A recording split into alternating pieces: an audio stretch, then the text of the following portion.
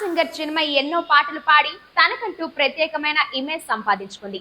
మరీ ముఖ్యంగా ఆమె సమంతకు డబ్బింగ్ చెప్పి ఫుల్ పాపులారిటీ దక్కించుకుంది. మీటూ ఉద్యమంలోనూ పాల్గొంది. కానీ గత కొద్ది కాలంగా సింగింగ్ కు దూరంగా ఉంటున్న చిన్మయి సోషల్ మీడియాలో యాక్టివ్ గా ఉంటూ వివాదాస్పద పోస్టులు పెడుతూ వార్తల్లో నిలుస్తోంది. చిన్మయి ఇన్స్టాగ్రామ్ ద్వారా పెట్టిన పోస్ట్ సోషల్ మీడియాలో సంచలనంగా మారింది. నేను తక్కువ కులానికి చెందిన దానిని, అది షెడ్యూల్ ట్రైబ్స్, హిందువులని పిలువబడే వారిలో నేను కూడా ఒకరిని అనే విషయాన్ని మర్చిపోయాను. చిన్నప్పుడు మా ఊరి టెంపుల్లో పూజారి నాకు నేరుగా ప్రసాదం ఇవ్వలేదు. అలాగే నా కాలేజ్ రోజుల్లో రిజర్వేషన్ల వల్ల మీరంతా మా నెత్తిపై కూర్చున్నారని మా లెక్చరర్ అనేవారు. కులం కార్డ్ చూపించి మానసికంగా హింసించి చంపేస్తున్నారని రాసుకొచ్చింది.